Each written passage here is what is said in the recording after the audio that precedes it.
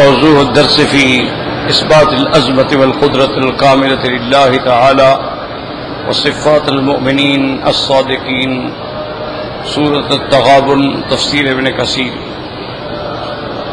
الحمد لله رب العالمين،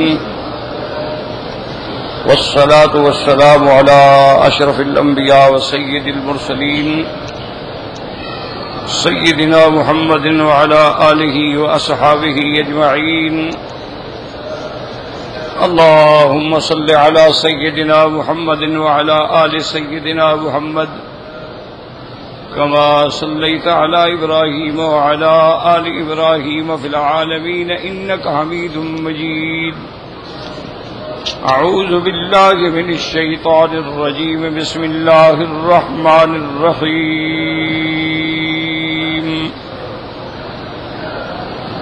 يسبح لله ما في السماوات وما في الأرض، له الملك وله الحمد وهو على كل شيء قدير۔ هو الذي خلقكم فمنكم كافر ومنكم مؤمن، والله بما تعملون بصير۔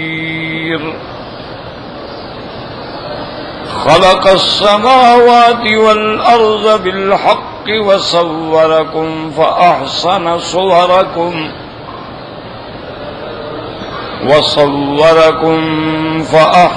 صوركم وإليه المصير۔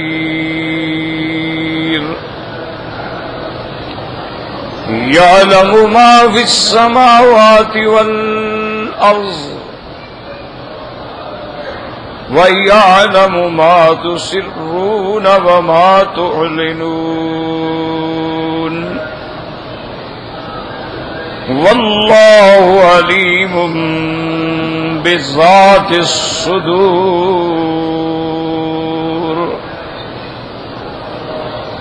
سورۃ التغابن جو ہے یہ بھی سور مدنیہ میں سے ہے۔ آپ ہر سورت کے ساتھ پڑھتے ہیں، کہیں لکھا ہوتا ہے یہ سورہ مکیہ ہے یا مدنیہ ہے، تو اس کا معنی آسانی سے سمجھ لیں کہ جو قرآن پاک کی صورتیں یا آیات رحمت دو عالم صلی اللہ علیہ وسلم پر ہجرت سے پہلے اتری ہیں، چاہے کہیں اتریں، وہ مکیہ ہیں، اور جو صورتیں ہجرت کے بعد اتری ہیں وہ مدنیہ ہیں، چاہے کہیں اتریں۔ اب کئی آیات ہیں جیسے الیوم اکملت لکم دینکم، یہ عرفات میں اتری ہے۔ سورۃ والمرسلات جو ہے یہ مینا میں اتری ہے۔ سورۃ انا فتحنا لک فتحا مبینا یہ صلح حدیبیہ کے بعد واپسی پر راستے میں اتری ہے، لیکن یہ سب مدنیہ ہیں چونکہ ہجرت کے بعد۔ تو سورۃ التغابن جو ہے یہ بھی سورت مدنیہ۔ اس سے پہلے جو آپ نے سورۃ المنافقین پڑھی تھی، اس کے اندر اللہ تبارک و تعالی نے مکذبین، منافقین، خائنین کا ذکر فرمایا تھا، اور اس صورت میں انشاءاللہ اللہ تبارک و تعالی اپنے ایمان والے بندوں کا، مومنین کا، صادقین کا، متقین کا ذکر فرمائیں گے۔ اور اسی طرح جیسے کہ اللہ تبارک و تعالی نے اس صورت کے آخر میں ارشاد فرمایا تھا کہ تم لوگوں کو مال و اولاد کی غفلت جو ہے اللہ کے ذکر سے غافل نہ کر دے، یعنی ہر حال اللہ کے ذکر میں رہو۔ تو اس صورت کی ابتدا بھی یہی ہے کہ آسمانوں اور زمینوں میں کوئی ایسی چیز نہیں جو اللہ کی تسبیح بیان نہ کرتی۔ تو یہ تو ان دو صورتوں کا آپس میں ربط تھا۔ اب اس صورت میں اللہ نے فرمایا ہے یسبح للہ، یاد رکھو کئی صورتوں کے اول میں آتا ہے سبح للہ، سبح ماضی کا صیغہ، اور کئی صورتوں میں آتا ہے یسبح مضارع کا صیغہ، اور کسی جگہ اللہ تبارک و تعالی نے امر کے صیغے میں بھی حکم دیا ہے سبحوہ بکرۃ و اصیلا، اور اسی طرح اللہ تبارک و تعالی نے یہ بھی بیان فرمایا ہے کہ اللہ کے فرشتے جو ہیں یسبحون بحمد ربہم، وہ بھی اللہ تبارک و تعالی کی تسبیح بیان فرماتے ہیں۔ اور اسی طرح اللہ تبارک و تعالی نے یہ بھی ارشاد فرمایا وَإِن مِّن شَيْءٍ إِلَّا يُسَبِّحُ بِحَمْدِهِ، دنیا میں کائنات میں کوئی ایسی چیز نہیں ہے مگر وہ اللہ کی تسبیح بیان کر رہی ہے۔ اور اسی طرح اللہ نے ہمیں حکم دیا فَسَبِّحْ بِاسْمِ رَبِّكَ الْعَظِيمِ، حضور پاک نے فرمایا اجعلوها فی رکوعکم، اس کو اپنے رکوع کے اندر کے لیے تسبیح مقرر کر لو۔ جب آیت نازل ہوئی سبح اسم ربک الاعلی تو اللہ کے نبی نے فرمایا اجعلوها فی سجودکم، اس کو اپنے سجدے کے لیے مقرر کر لو۔ اور اسی طرح جب ہم ابتدا کرتے ہیں نماز کی تو نماز کی ابتدا میں بھی کیا ہوتا ہے سبحانک اللہم وبحمدک وتبارک اسمک وتعالی جدک ولا الہ غیرک۔ بعض احادیث مبارک میں یعنی ابتدائی نماز کے اندر یہ دعائیں بھی آتی ہیں کہ اللہم باعد بینی وبین خطایایا کما باعدت بین المشرق والمغرب، اسی طرح انی وجہت وجہی للذی فطر السماوات والارض حنیفا وما انا من المشرکین۔ اور بھی احادیث میں روایات سے یہ الفاظ مبارک ثابت ہیں، لیکن امام ابو حنیفہ رحمۃ اللہ علیہ فرماتے ہیں کہ سب سے پہلا مستدل جو ہے ہمارا وہ اللہ کا قرآن ہے، تو ہم رکوع میں جو تسبیح کہتے ہیں وہ قرآن سے ثابت ہے فسبح باسم ربک العظیم، اور ہم جو سجدے میں کہتے ہیں سبحان ربی الاعلی وہ بھی قرآن سے ثابت ہے سبح اسم ربک الاعلی۔ تو وہ فرماتے ہیں اسی لیے نماز کی ابتدا بھی ہمیں اس ثنا سے کرنی چاہیے جو قرآن سے سبح بحمد ربک حین تقوم، تو اس لیے وہ سبحانک اللہم کو ترجیح دیتے ہیں کہ یہ قرآن کے مطابق ہے اور قرآن کے الفاظ کے مطابق ہے، تو لہذا یہ زیادہ افضل ہے۔ اگر کوئی دوسری پڑھتا ہے تو اس میں اختلاف کا مسئلہ کوئی نہیں ہے، یعنی سب چیزیں روایات میں موجود ہیں، لیکن بہرحال ہر امام کے اپنے اپنے دلائل ہوتے ہیں، اور جتنی دلائل میں قوت ہوتی ہے اتنی بات جو ہے وہ زیادہ مضبوط ہوتی ہے۔ تو اب یاد رکھیں کہ تسبیح کا کیا معنی ہے؟ تسبیح کا معنی ہے التنزیہ والتقدیس، اللہ کی ذات کی پاکی بیان کرنا۔ کیا معنی؟ کہ اللہ کی ذات مقدس ہے، منزہ ہے، پاک ہے تمام صفات نقصان سے، یعنی جو بھی صفت نقصان ہے اللہ اس سے پاک ہے۔ شریک ہونا صفت نقصان ہے، اللہ شریکوں سے پاک ہے۔ کھانا پینا صفت نقصان ہے، اللہ کھانے پینے سے پاک ہے۔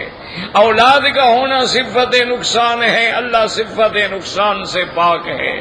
والدین کا ہونا ہے، اللہ لم یلد ولم یولد ہے۔ تو جو صفتیں نقصان کی ہیں ان تمام صفتوں سے اللہ منزہ ہے، مقدس ہے اور پاک ہے۔ اس کو علماء اپنی مفسرین کرام نے یہ بیان فرمایا ہے کہ اس کی گویا یوں تعریف کر لیں کہ وہ ذات ایسی ہے متصف بصفات الکمال والجمال والجلال، جو کمال جمال جلال کی صفتوں سے متصف ہے، اور منزہ عن سائر صفات العجز والنقص والاختلال، جو ساری صفات عجز اور نقصان سے پاک ہے۔ اب آپ دیکھیں نا جی، آپ کو نیند آتی ہے، آپ عاجز ہیں، تھک جائیں، نیند غلبہ کر رہی ہے، اللہ نیند سے پاک ہے، اللہ کسی چیز سے عاجز نہیں ہے۔ ہم اولاد کی دعائیں کرتے ہیں کیونکہ اللہ ہمارے لیے وہ سہارا بنا دے کہ بڑھاپے میں ہمارے کام آئیں، ہماری مدد کریں، ہمارے دست و بازو بنے۔ اللہ کو کسی کی مدد کی ضرورت نہیں ہے، لہذا وہ اولاد سے بھی پاک ہے۔ تو اگر والدین ہوں تو ہمارا فرض ہے ہم ان کے آگے نیاز مندی کریں، ان کے آگے ہم خدمت کریں، تو اللہ کسی کے آگے نیاز کرنے سے بھی پاک ہے۔ تو اس لیے ہر وہ صفت جو صفت نقصان ہے اللہ اس سے پاک ہے، اس لیے فرمایا یسبح للہ ما فی السماوات وما فی الارض، اللہ کی تسبیح بیان کرتی ہیں، اللہ کے لیے تسبیح کہتے ہیں جو چیزیں آسمانوں میں ہیں اور زمینوں میں ہیں۔ کیا معنی؟ فرشتے ہیں تو تسبیح کہتے ہیں۔ صحیح حدیث مبارک میں ہے میرے آقا رحمت دو عالم صلی اللہ علیہ وسلم آپ صحابہ میں بیٹھے ہیں، فرفع راسہ الی السماء، حضور پاک نے اپنا سر مبارک اٹھا کے آسمانوں کی طرف دیکھا اور آپ نے فرمایا اتت السماء وحق لها انت اتا، آپ نے فرمایا آسمان سے چرچراہٹ کی آواز آ رہی ہے، اور ساتھ فرمایا کہ آنی بھی چاہیے، آنی بھی چاہیے۔ کیوں؟ ما من موضع قدر شبر الا وملک قائم او ساجد یسبح ویقدس للہ تعالی، حضور نے فرمایا آسمان میں ایک بالش کے برابر بھی جگہ نہیں ہے مگر کوئی نہ کوئی اللہ کا فرشتہ کھڑا ہے جو تسبیح کہہ رہا ہے، کوئی رکوع میں ہے اور ان کی تسبیح کیا ہے؟ سبوح قدوس ربنا ورب الملائکۃ والروح۔ اسی لیے جب اللہ پاک نے آپ فرشتوں کو حکم دیا تھا کہ اگر تم چاہتے ہو کہ نظام خلافت تمہیں ملے، انبئونی باسماء ہؤلاء، ان چیزوں کے نام بتلاؤ، تو فرشتوں نے کیا کہا؟ قالوا سبحانک لا علم لنا الا ما علمتنا، انہوں نے کہا پاک ہے تیری ذات مولا، ہم نہیں جانتے، ہم تو اتنی جانتے ہیں جو آپ نے ہمیں علم دیا ہے، اور جن چیزوں کا ہمیں علم نہیں دیا ہے ہم اس کو بیان نہیں کر سکتے ہیں۔ اور اسی طرح قرآن مقدس میں ہے کہ جب قیامت کا دن ہوگا دعا کریں اللہ ہم سب کے لیے آسان فرما دیں۔ اللہ کی آمد والے دن میرا مولا اپنے اولیاء میں ہمیں شامل فرما لے، اپنے ابرار و اخیار میں ہمیں شامل فرما لے، ہمیں ان لوگوں میں شامل کر دے لا یحزنہم الفزع الاکبر وتتلقاہم الملائکہ، جن کو کوئی غم نہیں ہوگا، جن کو کوئی ڈر نہیں ہوگا، اور جن کو فرشتے سلام کر رہے ہوں گے۔ اللہ کے آگے کوئی مشکل نہیں ہے۔ وما ذلک علی اللہ بعزیز۔ تو یاد رکھیں کہ قیامت کا جب دن ہوگا، میدان محشر ہوگا اور حشر کا روز ہوگا، اللہ سارے انبیاء اور رسولوں کو حکم دیں گے اکٹھے ہو جاؤ۔ سارے انبیاء سارے رسول ایک مقام پہ کھڑے ہوں گے۔ قرآن نے بیان کیا یوم یجمع اللہ الرسل فیقول ماذا اجبتم قالوا لا علم لنا انک انت علام الغیوب۔ اللہ فرمائیں گے، وہ کہیں گے یا اللہ ہمیں علم نہیں ہے، آپ جانتے ہیں۔ تو اس لیے ہمیں تو تسبیح کا معنی کیا ہے؟ تسبیح، تقدیس، تنزیہ۔ اچھا اب ہر چیز پاکی بولتی ہے، ہر چیز تسبیح کرتی ہے، کیا معنی؟ بعض علماء فرماتے ہیں کہ تسبیح دو قسم ہوتی ہے، یاد رکھو، ایک تسبیح حال ہوتی ہے اور ایک تسبیح مقال ہوتی ہے۔ ایک تسبیح یہ ہے کہ ہر چیز کا وجود جو ہے وہ اپنے بنانے والے پہ دلالت کر رہا ہے۔ جب ہم آسمانوں کو دیکھتے ہیں تو سمجھ آتی ہے کوئی بنانے والا ہے، جب ہم زمین کو دیکھتے ہیں تو سمجھ آتی ہے کوئی بنانے والا ہے، جب ہم رات دن کے نظام کو دیکھتے ہیں تو سمجھ آتی ہے کوئی بنانے والا ہے، جب ہم حج دیکھتے ہیں، عمرہ دیکھتے ہیں، رمضان دیکھتے ہیں، سمجھ آتا ہے کہ سبحان المجمل هو المفرق. پاک ہے تیری ذات، کیسے کیسے تو نے اپنے بندوں کو جمع کر لیا اور پھر کیسے کیسے ان سب کو واپس کر دیتا ہے.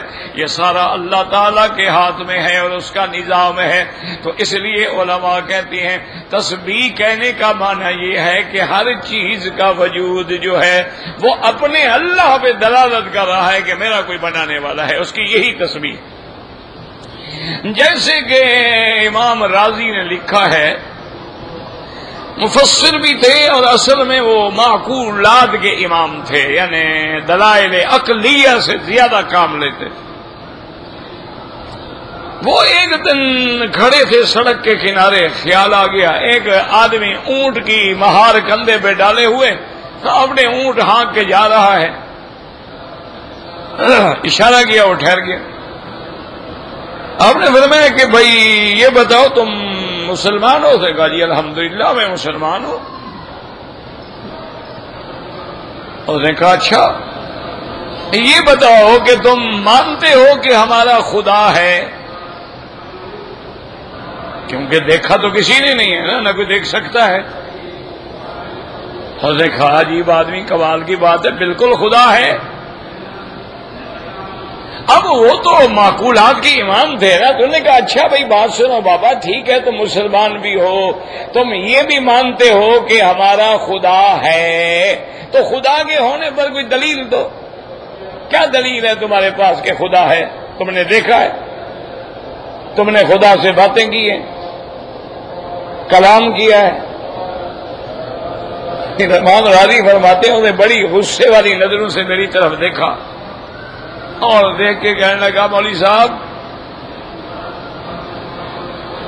آپ کا دماغ ٹھیک ہے؟ اس کو کیا پتا کہ کون میرے سامنے کھڑا ہے، تو اتنا بڑا امام ہے، مفسر قرآن ہے.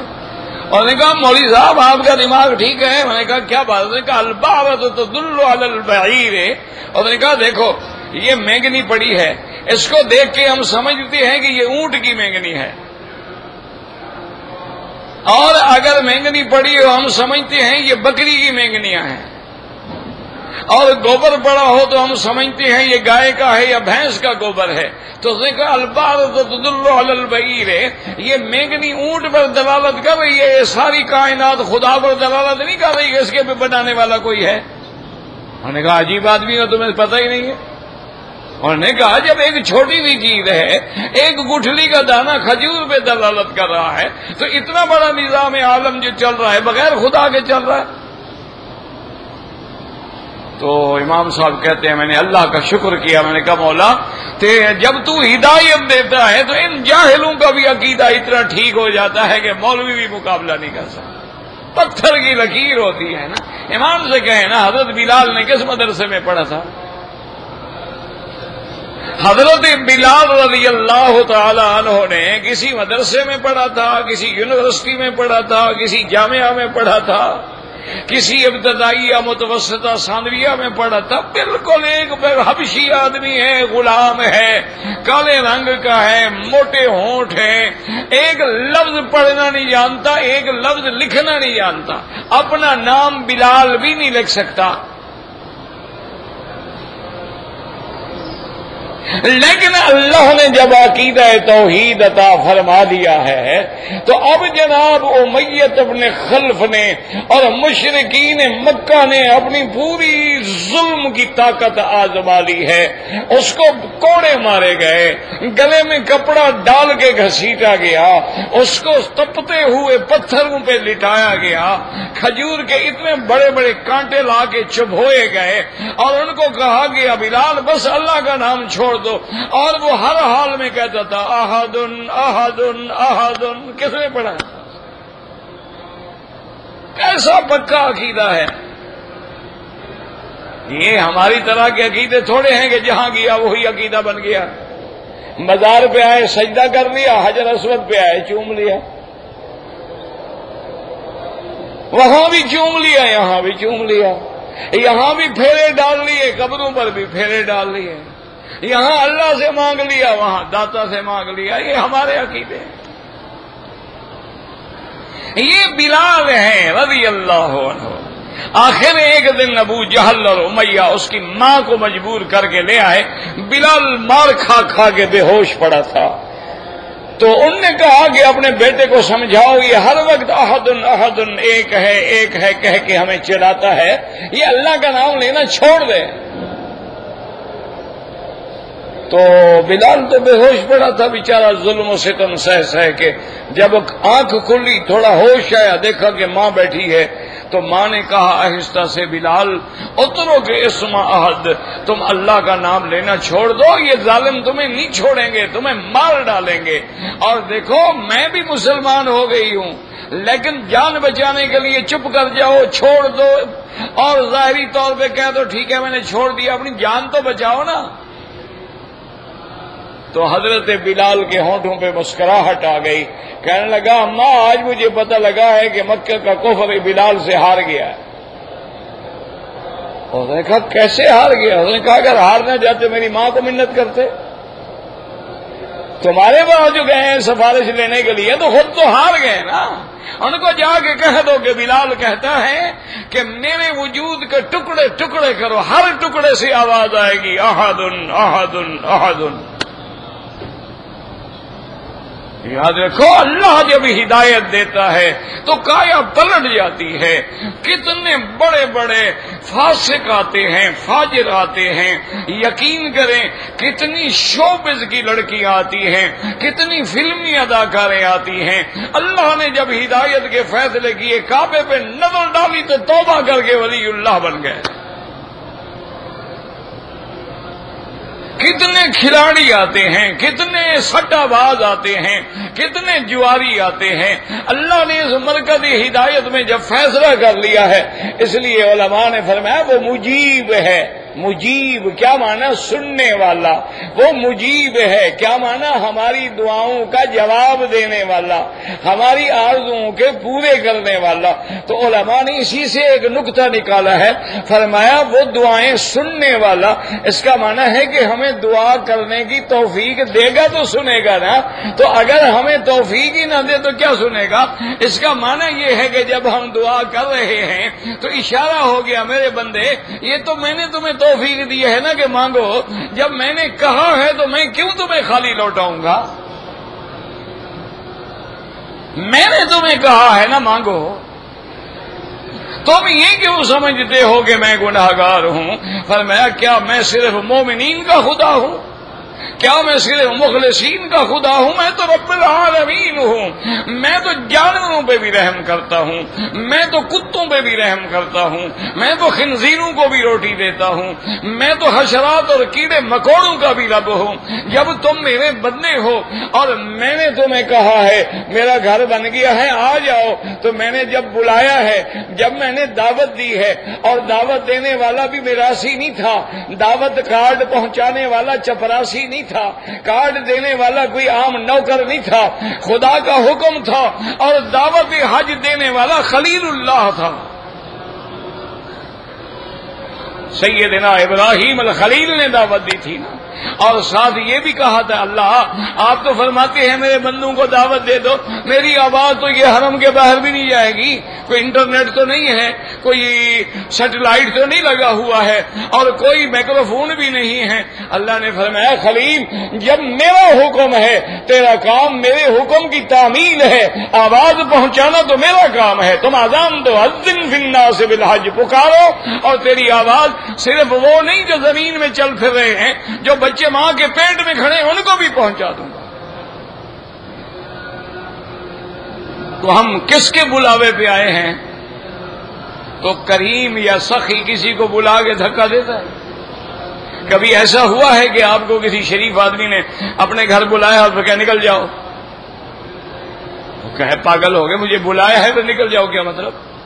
تو وہ جب کریم ہے تو مجیب بھی ہے. وہ بہانہ آپ کو کہتا بس مانگنا مانگنا تیرا کام ہے. اچھا اور مانگنے کی توفیق دینے والا کون ہے؟ وہ بھی اللہ. تو اس لیے علماء نے فرمایا کہ ہر چیز جو ہے وہ تسبیح کہہ رہی. اور بعض علماء فرماتے ہیں کہ نہیں، ہر چیز جو ہے وہ کالی ہے. کیا ماننا؟ اپنی زبان سے اپنے طریقے سے تسبیح کہتی ہے، ہم نہیں سمجھ سکتے ہیں لیکن وہ تسبیح پڑھتے ہیں. پتھر بھی تسبیح کہتے ہیں، پہاڑ بھی تسبیح کہتے ہیں. اور ان پہ دلیل یہ ہے کہ صحیح بخاری شریف میں حدیث مبارک ہے کہ آمنہ کے لال رحمت دو عالم صلی اللہ علیہ وسلم نے فرمایا انی لاعرف الان حجرا بمکہ تھا. آپ نے فرمایا مکے میں ایک پتھر ہے جس کو میں جانتا ہوں، پہچانتا ہوں. یسلم علی قبل ان بعثت، ابھی مجھے نبوت بھی نہیں ملی تھی، میں جب اس کے پاس سے گزرتا تھا تو مجھ پہ سلام کہتا تھا. اس کا معنی ہے کہ پتھر بھی سلام پڑھتا ہے تو سلام سنتے تھے. حضور تو فرمایا نا کہ پتھر سلام پڑھتا تھا. اور اگر پتھر میں عقل نہ ہو، شعور نہ ہو، اللہ نے سمجھ نہ دی ہو، تو میرے آقا یہ کہتے کہ یہ وہ پہاڑ ہے جس سے ہم محبت کرتے ہیں. نانا، حضور نے فرمایا حل حل قصوا، آپ اونٹنی کو پاؤں سے ہلاتے کہ چلو چلو تیز چلو. ھذا جبل یحبنا ونحبہ. آپ نے فرمایا میری اونٹنی تیز چلو، یہ پہاڑ ہے مدینے کا احد. ھذا جبل، اور یاد رکھو مقدم ہے یحبنا، وہ ہم سے محبت کرتا ہے. یہ نہیں فرمایا کہ ہم محبت کرتے ہیں. یہ تو ہوتا ہے نا، ہمیں کوئی پہاڑ اچھا لگتا ہے، بعض لوگوں کو کیٹو اچھا لگتا ہے، بعض لوگوں کو ہمالیہ اچھا لگتا ہے، بعض لوگوں کو کوئی سرسبز پہاڑ اچھے لگتے ہیں. حضور نے فرمایا نا وہ ہم سے محبت کرتا ہے. یحبنا ونحبہ، اور ہم بھی اس سے. تو معلوم ہوا کہ جبل احد جو محبت کرتا ہے تو اس کی محبت کا اظہار سرکار دو عالم صلی اللہ علیہ وسلم پہ ہوا ہے. تو اس لیے علماء نے فرمایا کہ صرف مدینے پاک سے نہیں، مدینے کے پہاڑوں سے، مدینے کے درختوں سے، مدینے کے ذرے ذرے سے محبت کرو. کہ حضور پاک کو جس سے محبت ہو، اگر اس سے محبت نہ ہو تو پھر آدمی ایمان پہ بھی قائم نہیں رہتا. اس لیے علماء فرماتے ہیں پہاڑ بھی تسبیح کہتے ہیں. اور قرآن کہتے ہیں، اللہ پاک فرماتے ہیں میں نے حکم دیا تھا حضرت داؤد علیہ السلام کے لیے، اللہ نے حکم دیا النا لہ الحدید، حتیٰ کہ آپ کے ہاتھ میں لوہے کو نرم کر دیا. اور ہم نے حکم دیا پہاڑوں کو یسبحن معہ، کہ جب میرا داؤد میری تسبیح پڑھے تو تم بھی ساتھ پڑھو. تو پہاڑ بھی تسبیح پڑھتے تھے. تو اس کا معنی یہ ہے کہ ہر چیز اللہ کی تسبیح کہتی ہے. اب یہ الگ بات ہے کہ ہم نہیں سمجھتے. اب دیکھیں نا، ہد بات کرتا ہے، سلیمان علیہ السلام سمجھتے ہیں، ہم نہیں سمجھتے. اسی طرح چیونٹی بات کرتی ہے، سلیمان علیہ السلام سمجھتے ہیں، ہم نہیں سمجھتے. لیکن معنی یہ ہے کہ وہ بات تو کر رہی ہے نا. وَإِن مِّن شَيْءٍ إِلَّا يُسَبِّحُ بِحَمْدِهِ وَلَٰكِن لَّا تَفْقَهُونَ تَسْبِيحَهُمْ. اسی کو کسی نے کہا ہے ہر مرغ و باغ تیری تسبیح ہی پڑھ رہے ہیں، اور ہر غنچہ کے دہن سے سنتا ہوں نام تیرا. یاد رکھو یہ ہمارا عقل ہے. کوئی کسی چیز کو صرف ٹھک ٹھک سمجھتا ہے اور کوئی اس کو اللہ اللہ کی آواز سمجھتا ہے. یہ تو سمجھنے والے کا علم ہے. اللہ نے فرمایا تم نہیں سمجھتے، ورنہ ہر چیز جو ہے میری تسبیح کہہ رہی ہے. اور حضرت شاہ ولی اللہ محدث دہلوی نے رحمت اللہ علیہ، یہ بڑا خاندان ہے جس سے اللہ نے بڑا دین کا کام لیا ہے. اللہ اکبر. یعنی ایک سے ایک بڑھ کے اس خاندان میں آدمی پیدا ہوئے. شاہ رفیع الدین آئے، شاہ عبد القادر آئے، جو بھی آیا ماشاء اللہ وہ پہلے سے بڑھ گیا. تو حضرت شاہ ولی اللہ محدث دہلوی رحمت اللہ علیہ فرماتے ہیں، وہ فرماتے ہیں کہ بھائی تسبیح کا انداز الگ ہے. وہ کہتے ہیں کہ دیکھو مثلا بعض جانور ہیں جو 4 ٹانگوں پہ چلتے ہیں، تو گویا وہ ہر وقت رکوع کی حالت میں ہیں. اور بعض جانور ہیں جو اپنے سینے پہ گھسٹ گھسٹ کے چلتے ہیں، گویا وہ ہر حال میں سجدے کی حالت میں ہیں، اور بعض جانور ہیں جو دو ٹانگوں پہ ہیں تو گویا وہ قیام کی حالت میں ہیں۔ اسی طرح وہ فرماتے تھے جتنے درخت ہیں یہ قیام کی شکل میں ہیں، اور جتنے پہاڑ ہیں گویا یہ تحیات میں بیٹھے ہیں، تشہد میں بیٹھے ہوئے ہیں۔ وہ فرماتے تھے جب سایہ ڈھلتا ہے کبھی جانب یمین کبھی شمالی، یہ بھی تسبیح ہے، ہر چیز اپنے انداز میں اللہ کی تسبیح بیان کر رہی ہے، کوئی ایسی چیز نہیں جو اللہ کی تسبیح بیان نہ کرے۔ اس لیے حضور نے فرمایا، صحیح حدیث مبارک ہے، امام بخاری رحمت اللہ علیہ نے اسی حدیث بھی اپنی کتاب کو ختم کیا، فرمایا کلمتان خفیفتان علی اللسان، دو کلمات ہیں زبان پہ بڑے ہلکے آسان ہیں، ثقیلتان فی المیزان، قیامت والے دن جب میزان ہوگا تو بڑے بھاری ہیں، حبیبتان الی الرحمن، اور رب کو بڑے محبوب ہیں، وہ کیا ہے؟ سبحان اللہ و بحمدہ، سبحان اللہ العظیم۔ سب ایک دفعہ پڑھ لیں، سبحان اللہ و بحمدہ، سبحان اللہ العظیم۔ اور اسی لیے حکمت ہے میرے اللہ کی کہ سب سے اہم عبادت مکے میں طواف ہے، اور طواف میں کیا پڑھنا ہے؟ سبحان اللہ والحمد للہ لا الہ الا اللہ اللہ اکبر وللہ الحمد۔ اور ایسا نہیں تو صرف سبحان اللہ سبحان اللہ، یہ تسبیح جو ہے، اور اللہ تبارک و تعالی، اور کبھی غور بھی کیا ہے کہ کیوں سبحان اللہ پڑھتے ہیں؟ تاکہ بندے سمجھ لیں کہ یہ نہ سمجھے کہ خدا اس گھر میں رہتا ہے، کہیں سبحان اللہ، مولا تو گھر اس گھر سے پاک ہے، تیرا مقام تو عرش اعلیٰ ہے۔ یہ نہیں ہے کہ آپ اس گھر کے اندر ہیں یا اس گھر کے اندر کوئی نہیں، یہ تو بس تیرا حکم ہے کہ میرا گھر ہے، اس لیے سبحان اللہ۔ اور پھر اشارہ کرتے ہیں کہ پاک ہے تیری ذات، تو اگر نوازنے پہ آئے تو کالے پتھروں کے بنے ہوئے ایک گھر کو نواز کے اتنا اونچا کر دے کہ کائنات کی نماز بھی نہ ہو جب تک اس کی طرف توجہ نہ ہو۔ سبحان اللہ۔ اور آگے کیا کہو؟ الحمدللہ، میرا اللہ یہ میرے پاؤں ساری زندگی گناہوں میں پھرتے رہے، آج تیرے کعبے کے باہر پھر رہے ہیں، الحمدللہ، تیرا شکر ہے، یہ تیرا کرم ہے نا کہ تو نے مجھے یہاں بلا لیا ہے۔ اور آگے پھر اعتراف کرتا ہے، اللہ اکبر، سب کی بڑائی کبریائی سب سے بڑی ذات اللہ تبارک و تعالیٰ کی ہے۔ اللہ فرماتے پھر کہو وللہ الحمد۔ جب کہتے کہتے رکن یمانی اور حجر اسود کے درمیان، بین الرکنین، اس کے درمیان میں آ جاؤ، اللہ نے فرمایا اب تم نے تسبیح بھی کہہ دی ہے، تحلیل بھی کر لی ہے، میرا حمد بھی کہہ دیا ہے، تکبیر بھی کہہ دیا، اب مانگو مجھ سے کیا مانگتے ہو۔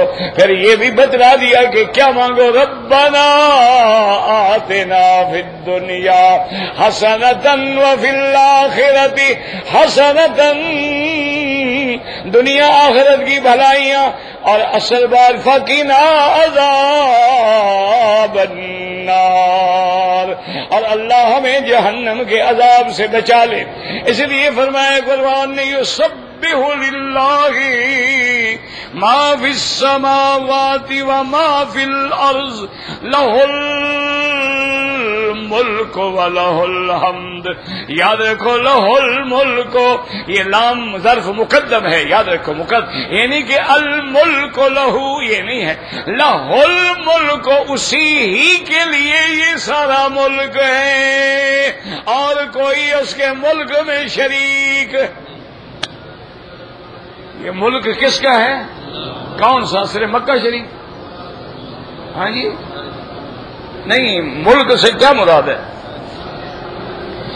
ملک السماوات والارض ما فی السماوات والارض قل اللہم مالک الملک تؤتی الملک من تشاء، اور کہیں فرمایا تبارک الذی بیدہ الملک وہو علی کل شیء قدیر. لہ الملک، اسی ہی کے لیے ہے ملک. کس کے ہاتھ میں ہے؟ جب ملک اس کے ہاتھ میں ہے تو اس کے اندر متصرف کون ہے؟ مدبر کون ہے؟ تدبیر کرنے والا کون ہے؟ اچھا جب ملک اس کا ہے اور تم غیروں سے مانگتے ہو، اللہ نے فرمایا لا یملکون، وہ تو ذرے کے برابر بھی کسی چیز کے مالک نہیں. وہ تو جس قبر میں سو رہے ہیں اس زمین کے بھی مالک نہیں. وہ جو کفن اوڑے ہوئے ہیں اس کفن کے بھی مالک نہیں. تو مجھے چھوڑ کے کہاں مانگ رہے ہو؟ اس لیے فرمایا لہ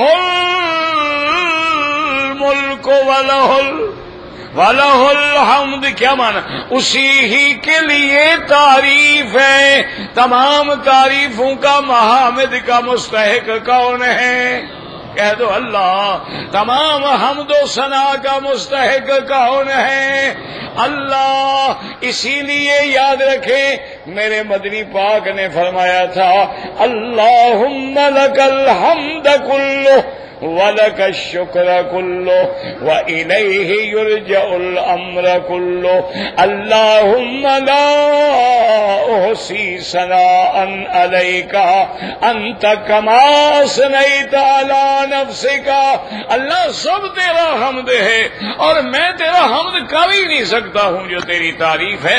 اور یاد رکھیں حدیث صحیح میں آتا ہے میرے آقا نے رحمت دو عالم نے جب حضور کا نام آئے درود پڑھ لیا کرو.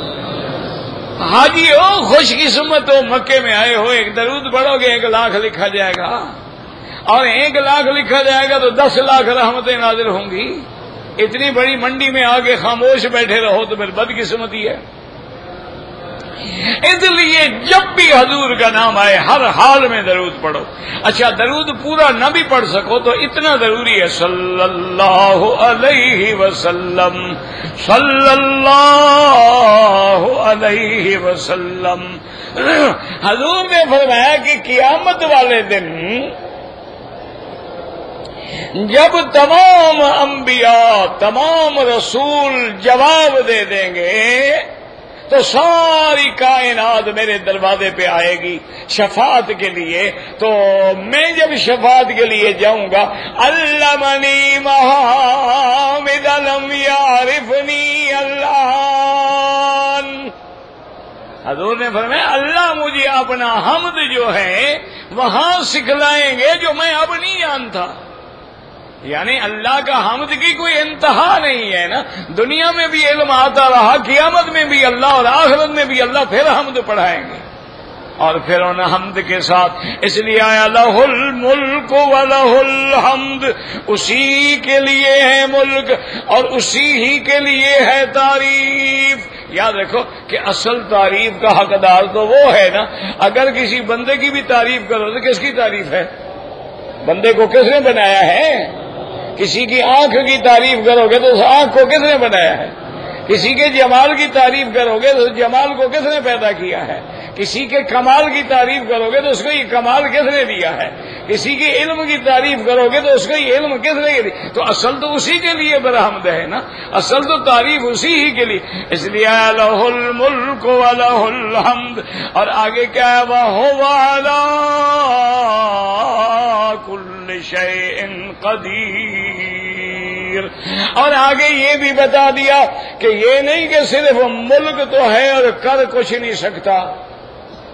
جیسے کسی کے پاس تلوار ہو لیکن چلا نہیں سکتا، پیسہ ہے لیکن خرچ نہیں کر سکتا، عقل ہے لیکن استعمال نہیں کر سکتا.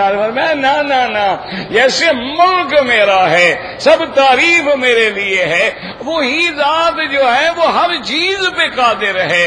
اذا اراد شیئا، جب کسی چیز کا ارادہ کرے، ان یقول له کن فیکون، حکم دیتے ہیں ہو جا بس ہو گیا. تو ملک بھی اسی کا ہے اور تعریف بھی اسی کی ہے. اور ہر چیز پہ قدرت رکھنے والا کون ہے؟ ہر چیز پہ قادر کون ہے؟ ان اللہ علی کل شیء قدیر وہو علی کل شیء قدیر.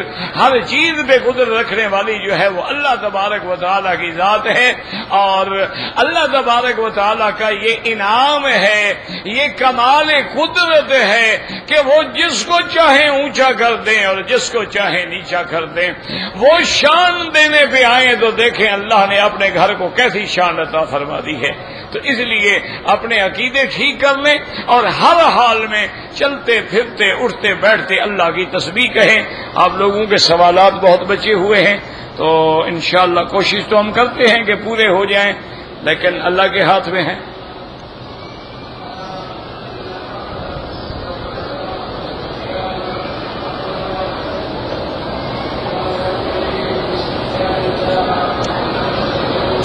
بہرحال گزارش یہ ہے کہ ایک آدمی نے کہا کہ مجھ پر 3 لاکھ روپے کا قرضہ ہے.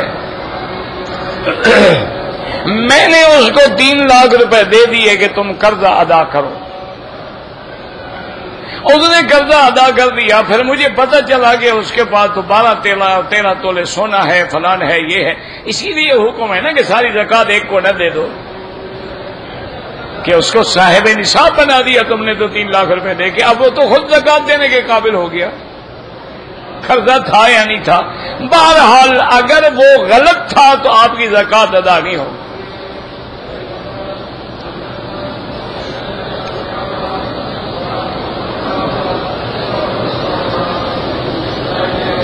کہتے ہیں جی کہ میاں بیوی ایک دوسرے کو کیسے بلا سکتے ہیں؟ جیسے یعنی وہ کہہ سکتی ہے کہ مثلا یا ابو فلان یا ابل قاسم، جیسے حضور کی کنیت تھی، یا کہتے تھے یا نبی اللہ یا رسول اللہ. اسی طرح آدمی اگر بیوی اپنے خاوند کو نام سے بھی پکارے تو منع نہیں ہے، لیکن اگر اس کا کوئی بیٹا ہے اس کی کنیت سے پکارے تو اور اچھی بات ہے. ورنہ محترم کچھ بھی کہہ سکتی ہے، کوئی منع نہیں. وہ بھی کہہ سکتا ہے محترمہ، وہ بھی کہہ سکتا ہے فلاں کی بیٹی یا بنت فلان یا اخت فلان یا امت فلان، کوئی منع نہیں.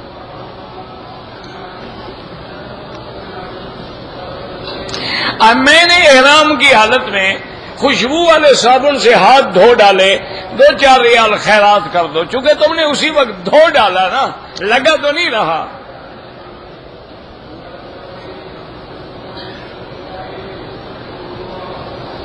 کہتے جی کہ غیر محرم عورتوں کو نظر ڈالنا حرام ہے، جو ٹیلی ویژن پہ اور ان کو بھی دیکھنا حرام ہے.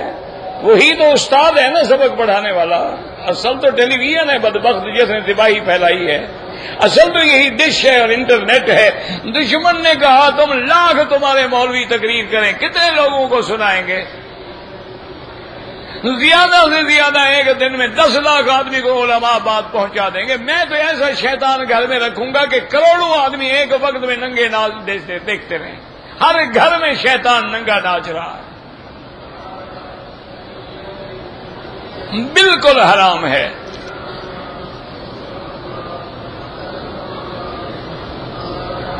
کہتے ہیں جی کہ بعض علماء یہ فرماتے ہیں کہ اگر رکوع میں آدمی چلا جائے لیکن فاتحہ نہ پڑھے تو اس کی رکعت نہیں ہوتی. یہ ان کا اپنا فتویٰ ہے. حدیث یہ ہے کہ من ادرک الرکوع فقط ادرک الرکعہ، جس کو رکوع مل گیا اس کو رکعت مل گئی. اس میں کہاں لکھا ہے کہ فاتحہ پڑھ کے ملا یا فاتحہ کے بغیر ملا؟ جب یعنی اپنی بات ہو تو کہتے ہیں جی ظاہر لفظ حدیث کے یہ ہے. جب دوسرے کے پاس حدیث ہو تو پھر نہیں مانتے، پھر تعویلیں کرتے ہو، بہانے بناتے ہو. اللہ ہدایت دے. تمام ائمہ محدثین کا اتفاق ہے کہ من ادرک الرکوع فقد ادرک الرکعہ، جس کو رکوع مل گیا رکعت مل گئی، اور جس کو رکعت مل گئی اس کو جماعت مل گئی.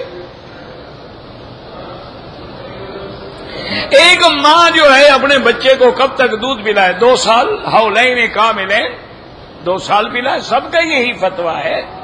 یہ تو بیچارے سمجھتے نہیں ہیں تو امام ابو حنیفہ کو کیا سمجھیں گے؟ اللہ ہدایت عطا فرماتے. دیکھو نا کہ حولین کاملین، اور ایک جگہ قرآن شریف میں ہے کہ حملہ و فصالہ ثلاثون شہرا، اگر حمل اور فصال ہم دونوں کو ملا دیں درمیان میں تو وہاں آ گئی ہے، جب وہاں آ جائے تو معطوف علیہ میں تغیر ہوتا ہے، تو مانا حمل الگ ہے، فصال کی مدت جو ہے 30 مہینے ہے، تو 30 مہینے کتنے ہو گئے؟ 2.5 سال ہو گئے۔ تو اس لیے امام ابو حنیفہ رحمۃ اللہ علیہ کا قول یہ ہے کہ چونکہ ایک آیت مبارک میں یہ احتمال ہے، احتیاط اسی میں ہے کہ 2.5 سال تک وہ بچے کی رضاعت کا، یعنی اگر 2 سال کے بعد بھی دودھ بھی آئے تو کہو اس کی ماں ہے، ورنہ ان کا فتویٰ بھی یہی ہے کہ مدت رضاعت حولین کاملین ہے لمن اراد ان یتم الرضاعہ۔ اچھا پھر دیکھو نا 30 مہینے کیسے پورے کرو گے؟ میرا بھائی گزارش یہ ہے، ایک تو دل میں یاد رکھو کسی امام پہ کبھی اعتراض نہ کرنا، کسی ائمہ فقہا محدثین علماء امت پہ کبھی اعتراض نہ کرنا، ورنہ علم سے محروم ہو جاؤ گے، ایک بات یاد رکھو۔ اچھا اب 30 مہینے اگر ہم رکھیں، مثلا حمل ہے 9 مہینے، تو باقی کتنے بچے؟ 30 سے 9 نکالو، باقی کتنے بچ گئے؟ ہاں جی 21 مہینے بن گئے نا، تو 2 سال تو 24 مہینے بنتے ہیں۔ اچھا اگر کسی عورت کا حمل 10 مہینے ہو گیا تو پھر تو 20 مہینے بچے۔ اچھا کبھی حمل 1 سال کا بھی ہوتا ہے، کبھی حمل 2 سال بھی رہتا ہے، کبھی حمل 3 سال بھی رہتا ہے، اور کبھی حمل 6 مہینے کے بعد بھی بچہ پیدا ہو جاتا ہے۔ تو 30 مہینے تو تب بنے گے نا کہ 6 مہینے کا یعنی بچہ ہو اور 2 سال دودھ کے، تب جا کے بنے گے 30 شہرن۔ اسی لیے تو حضرت علی نے حضرت عثمان کو روکا تھا۔ حضرت عثمان رضی اللہ تعالی عنہ کی خدمت میں ایک آدمی آیا، اس نے کہا جی میرا بچہ پیدا ہوا ہے اور 6 مہینے میں پیدا ہوا۔ 6 مہینے میں تو کوئی بچہ نہیں ہوتا ہے، 8 مہینے 9 مہینے 10 مہینے کے بعد، اس کا مطلب ہے کہ میری عورت نے نعوذ باللہ زنا کیا، اس کو پہلے حمل تھا، یہ جلدی سے میرے نکاح میں آ گئی۔ اپنے گناہوں میں پردہ ڈالنے کے لیے حضرت عثمان نے حکم دیا، عورت کو بلایا، اس نے کہا ہاں جی بچہ تو پیدا ہوا ہے اور 6 مہینے میں ہوا ہے۔ آپ نے مطلب بس ٹھیک ہے اس پہ حد جاری کرو، اس نے زنا کیا۔ حضرت علی رضی اللہ عنہ پہنچے، انہوں نے کہا عثمان کیا کہہ رہے ہو؟ انہوں نے کہا بھی وہ بچہ لے کے کھڑی ہے، 6 مہینے کے بعد بچہ کیسے ہوگا؟ انہوں نے قرآن نہیں کہتا حملہ و فصالہ 30 شہرن، 6 مہینے کا بچہ ہو سکتا ہے، تبھی تو 2 سال رضاعت بنے گی نا، یہ بچہ اسی کا ہے، کیسے تم حد کی سزا دے رہے ہو؟ تو حضرت عثمان نے فوراً اپنا فیصلہ واپس لے لیا۔ تو اس لیے سمجھا کرو، امام ابو حنیفہ بھی یہی فرماتے ہیں کہ مدت رضا حولین کاملین ہیں۔ وہ ایک مسئلہ بتا رہے ہیں کہ اگر بفرض محال کسی بچے نے 2 سال کے بعد کسی عورت کا دودھ پیا ہے، وہ فرماتے ہیں احتیاط اسی میں ہے کہ 2.5 سال تک دیکھو، تاکہ اس پر رضا کا حکم جاری ہو جائے گا، کہ ایک آیت سے یہی اشارہ ہمیں ملتا ہے، ورنہ فتویٰ اسی پہ ہے کہ 2 سال۔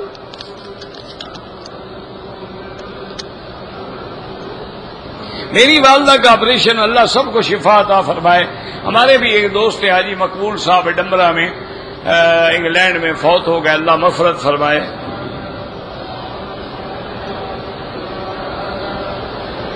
میری گھر والی نے پاکستان سے عمرے کی نیت نہیں کی، احرام باندھ لیا۔ عورت کا کیا احرام ہوتا ہے؟ چادریں باندھتی ہے عورت، کون سا احرام باندھ لیا؟ یہ جو رومال بنائے ہوئے تو تم لوگوں نے خود گھڑا ہوا ہے، اس کا اسلام سے تو کوئی تعلق نہیں۔ اور جب نیت ہی نہیں کی تو احرام کیا باندھا؟ عورت کا احرام ہی یہی ہوتا ہے کہ وہ لبیک اللہم لبیک پڑھے۔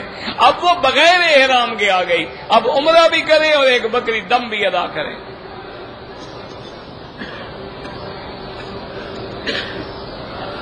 ایک عورت نے حالت عمرے میں حیض سے پہلے احرام کھول، بابا یہ چادر رومال کھولنے سے کوئی احرام نہیں کھلتا، خدا کا خوف کرو۔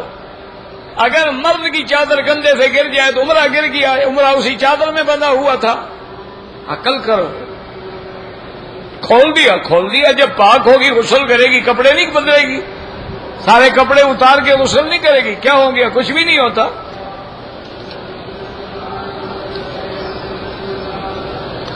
ایک عورت نے طواف کے بعد بال کٹوا دیے، صفا مروا دوسرے دن دوڑی، دم پڑ گئی۔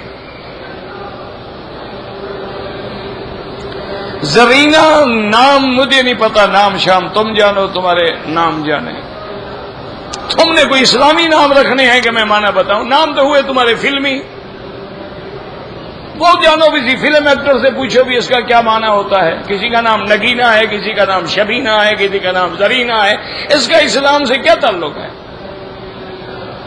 یہ فلم ایکٹروں سے پوچھا کرو گے جی اس کا کیا معنی ہوتا ہے۔ اگر عصر کے بعد میں نے طواف کیا ہے اور 2 رکعت مغرب کی اذان کے بعد پڑھ لیے، ٹھیک ہے، کوئی مسئلہ نہیں۔ اگر یعنی احرام ہو یا عام دنوں میں بھی اگر شلوار جو ہے ناف کے نیچے ہے لیکن اوپر کپڑا ہے، نظر کچھ نہیں آ رہا، کوئی حرج نہیں۔ احرام میں تو اوپر کپڑا نہیں ہوتا ہے، اگر ناف کھلی ہوئی ہے اس کا معنی ہے وہ ننگا ہے، تو ننگی حالت میں نہ طواف ہوگا، نہ عمرہ ہوگا، نہ نماز ہوگی۔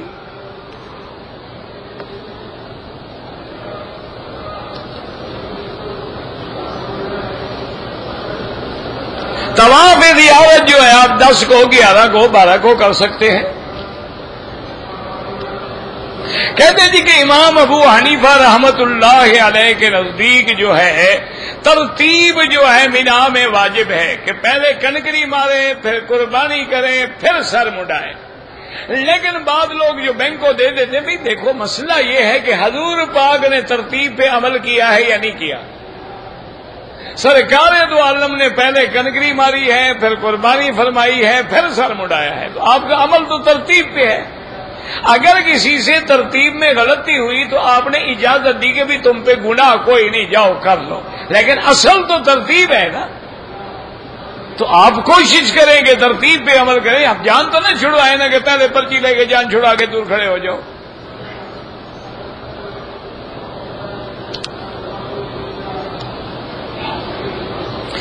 طواف کے اندر عورتیں جو ہیں ایک تو اس وقت طواف کریں جیسے رش کا وقت نہ ہو، جیسے دن میں آپ 8:30 بجے، 8 بجے، 9 بجے، 10 بجے، 11 بجے تک طواف کریں، رش نہیں ہوتا، عورتیں آرام سے باہر چل سکتی ہیں۔ رات کو آپ 11-12 بجے رات کے بعد طواف کریں تو پھر بھی آسمان زمین کا فرق ہوتا ہے۔ بہرحال عورتیں باہر چلیں، پورے پردے سے چلیں، نظر نیچے رکھیں، کوشش کریں کہ غیر محرم کو ہاتھ نہ لگے۔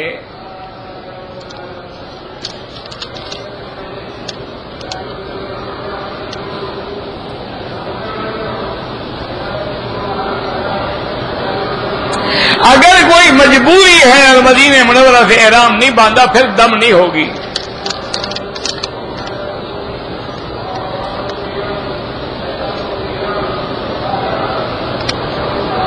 اگر ایک عورت نے حج پہ آئی ہے، اب اگر اس کو عرفات اور مزدلفہ کے آنے کے بعد حیض آ گیا ہے تو وہ طواف زیارت کے بغیر نہیں جا سکتی ہے، حج بھی نہیں ہوگا اور اپنے خامد پہ حلال بھی نہیں ہوگی، وہ انتظار کرے، اپنی سیٹ چھوڑ دے۔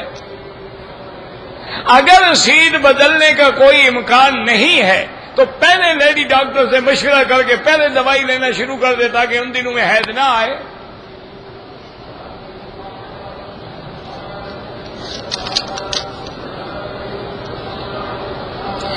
طواف کے بعد جو 2 رکعت ہیں وہ واجب الطواف ہیں، مقام ابراہیم کے پیچھے پڑھنا افضل ہے، ورنہ سارے حرم میں جہاں مرضی آئے پڑھو۔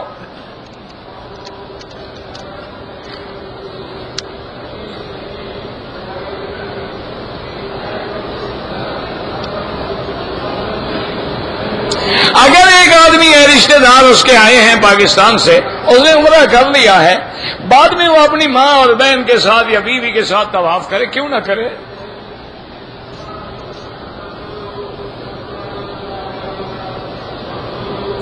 عمرے کے بعد حلق کروانے کے فوراً بعد اسی احرام میں طواف کر سکتے ہیں، کیونکہ کپڑے ہیں، سر پہ ڈال لو بس، جب سر منڈا لیا احرام کی پابندی ختم ہو گئی۔ اب چادر کو سر پہ ڈال کے اچھی طرح نماز پڑھیں، طواف کریں، سب کچھ کریں۔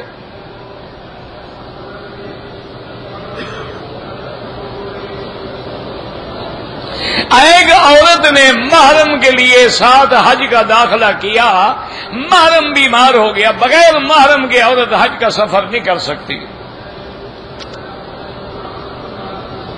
جو عورتیں حج پہ آنے سے گولیاں کھاتی ہیں حید روکنے کے لیے بالکل جائز ہے، لیکن لیڈی ڈاکٹر کی رائے سے، مشورے سے کھائیں، ورنہ وہ گولیاں کبھی ایسا چکر ہوتا ہے کہ بندہ مہینہ مہینہ ہی پاک نہیں ہوتا۔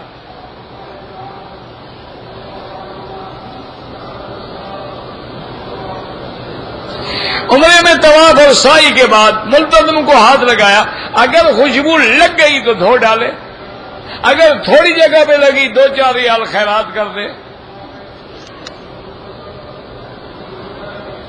ایک پر جو لاکھ کا حکم ہے وہ لفظ نماز پہ ہے، تو لفظ نماز میں فرض بھی شامل ہے، سنت بھی شامل ہے، نفل بھی شامل ہے، بلکہ ساری عبادات شامل ہیں، کیونکہ کبھی ذکر نماز کا ہوتا ہے مراد پورا ایمان ہوتا ہے۔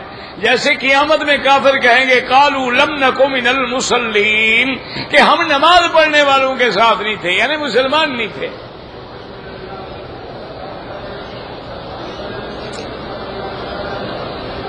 ایک آدمی نے عمرہ کر لیا، بال نہیں کٹوائے، لیکن پاؤں پہ رات کو سویا تو کپڑا آ گیا، کچھ بھی نہیں ہوتا، لیکن بال کٹوائے تاکہ احرام سے نکلے۔ کہتے جی کہ ہمیں ہدایت نہیں مل رہی، ہدایت ملی ہے تو کعبے میں آئے ہوئے ہو، خدا کا خوف کرو، ہدایت نہ ہوتی تو تم کسی محکدے میں پڑے ہوتے، مندر میں پڑے ہوتے۔ ہدایت ملی ہے تو نمازیں پڑھ رہے ہو، ہدایت ملی ہے تو طواف کر رہے ہو۔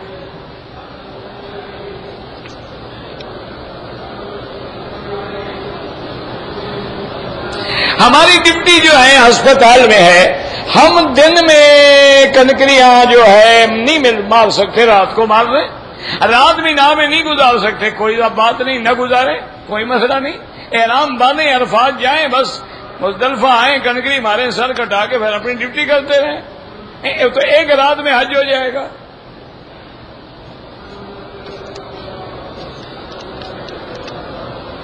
اگر آپ کام ڈپٹی سے آئے ہیں ریاض سے تو کوئی جرمانہ نہیں احرام نہ باندھنے پر۔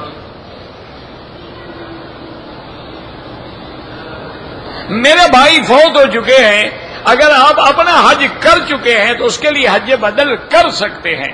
جب بھی نیت کریں ہر کام میں یہ سمجھیں کہ یا اللہ اس کا ثواب میرے بھائی کو دے۔ ماں کا حج بدل بھی اسی طرح ہے، حج افراد کریں، حج بدل میں افراد ہوتا ہے، حج بدل افراد ہو تو قربانی نہیں ہوتی۔ جو مکے میں رہتے ہیں ان کا حج افراد ہے، 2 لاکھ قرضہ ہے تو کیا ہو گیا، قرضہ دینا، قربانی تم پر نہیں ہے، حج کی بکری نہیں ہے۔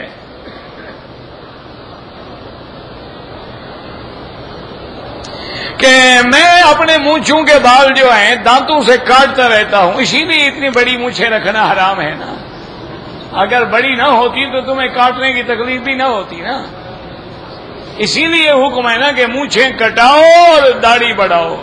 تم نے بھی قسم کھائی ہے کہ ہم نبی کی ضرور مخالفت کریں گے، مونچھیں بڑھائیں گے اور داڑھی کٹوائیں گے، اور اسی حال میں پھر روضے پہ جائیں گے۔ بڑے بہادر امت ہے جی، نافرمانی کر کے پھر روضے پہ بھی کھڑی ہے، کمال ہے بھائی۔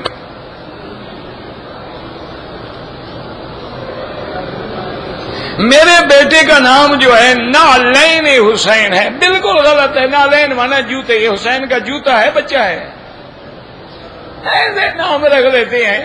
وہ جیسے ایک آدمی کا نام تھا کلب حسین اور ایک کا نام تھا کلب علی، حضرت علی کا کتا۔ تو ایک آدمی نے پوچھا، اس نے کہا حضرت یہ آپ نے کیا نام رکھا ہوا ہے کلب علی، حضرت علی کا کتا؟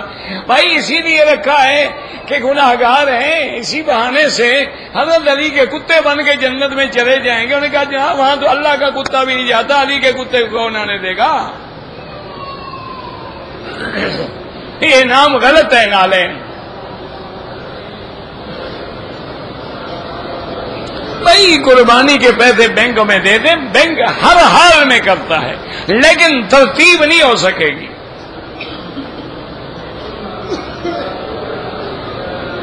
میں الحمد پڑھتا ہوں، اخلاص پڑھتا ہوں، بخشتا ہوں، ٹھیک ہے، کوئی بات نہیں.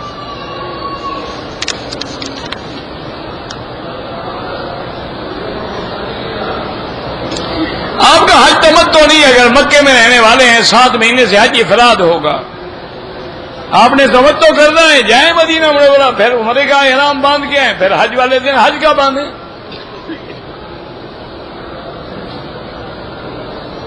حدود حرم کے اندر سے حج کا احرام باندھیں گے مکے رہنے والے.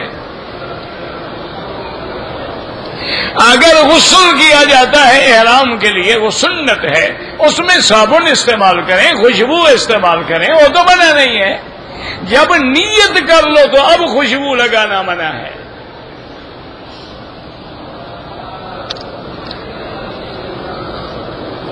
جنت معلیٰ میں کون دفن ہوا اللہ کو پتہ جی. جنت بقیع میں کون دفن ہوا اللہ عالم. پہلے کون دفن ہوا، میں اس زمانے میں تھا.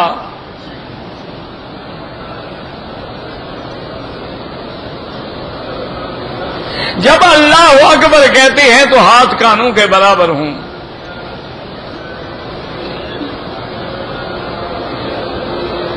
پاکستان میں لوگ سید فیملی سے شادی نہیں کرتے، یہ غلط ہے. سید فیملی سے بھی شادی ہو سکتی ہے. حضور پاک کی بیٹیاں سیدنا عثمان سے شادی نہیں ہوئی، حضرت عثمان تو بنو امیہ سے تھے.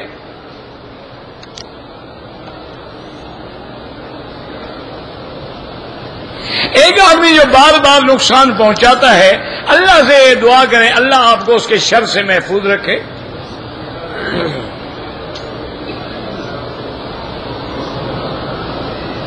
میں کسی سے شادی کر لوں اور میرے گھر والے راضی نہ ہوں تو کوئی اب بات نہیں، شادی میں تو کوئی ضروری. اگر تم مرد ہو تمہارے لیے تو کوئی ضروری نہیں ہے کہ رضامندی حاصل کرو.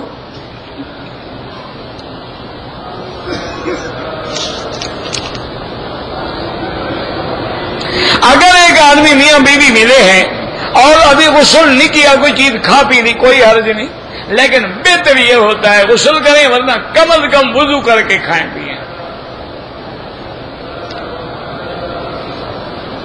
طواف کے دوران میں کوئی دین کی بات کریں تو جائز ہے، دنیاوی باتیں نہ کریں. آب زمزم سے کوئی آدمی نہا لے، جائز ہے.